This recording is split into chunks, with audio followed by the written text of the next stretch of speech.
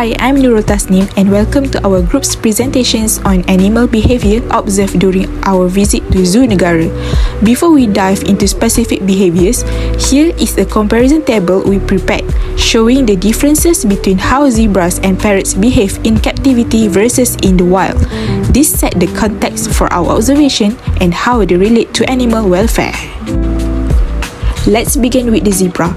During our observation, we saw that one of the zebras was frequently alone and showed signs of social isolation. It was often seen scanning the surroundings and also showed some waving and head-tossing movement which may reflect boredom or stress. According to jury 2024, wild zebras rely on their herd for protections, and those without herd protections tend to scan the environment more often and behave more cautiously. So, the captive zebra's behavior may reflect a lack of social support. We also noticed that the zebra was grazing in the same spot repeatedly, with tail swishing to deter insects. In the wild, zebras move in groups, which allow them to graze more freely while others stay alert. They also show more selective grazing and perform tail swishing alongside ear flicking and skin movement as a coordinated defense. These differences suggest that the zebra's limited space and lack of herd structure in captivity may affect its ability to express natural behaviors.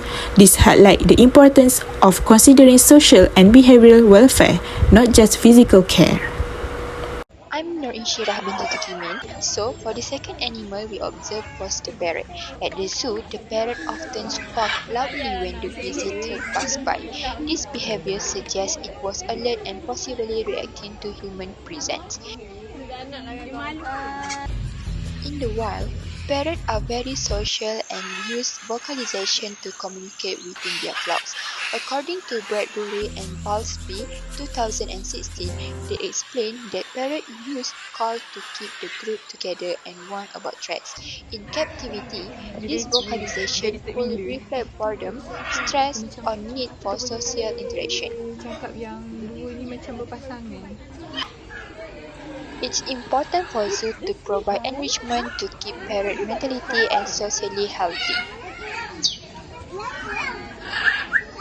Animal behavior is not just a tail flicks and flipping wings, it's a form of storytelling. The zebra's behavior told us something loud without a sound, that being alone, especially for a herd animal, really matters. It may seem calm, but isolation can be very stressful.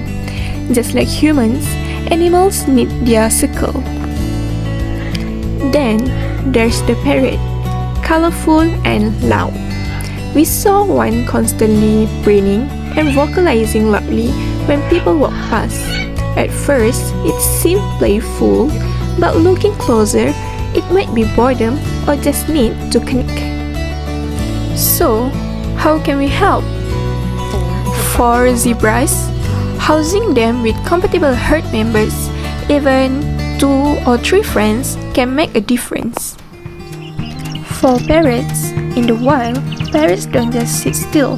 They climb, explore, and socialize across a tree branch at multiple levels.